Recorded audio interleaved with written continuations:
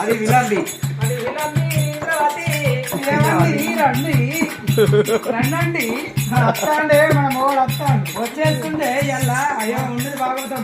ఇప్పుడు మేము ఏం చేసిందని చెప్పమంటారు కాదు మరి ఏమైంది చెప్పాలి లంగదానం చేసింది ఏ లంగదానం చేసింది ఏదో ఒక దాని మన ఇంట్లో ఉప్పు ఎత్తుకపోయిందా పప్పు ఎత్తుకపోయిందా పాపం మన కొడుకులే కానీ అందరూ తిరగబడి కొడుకు కంటి కంట కనిపించింది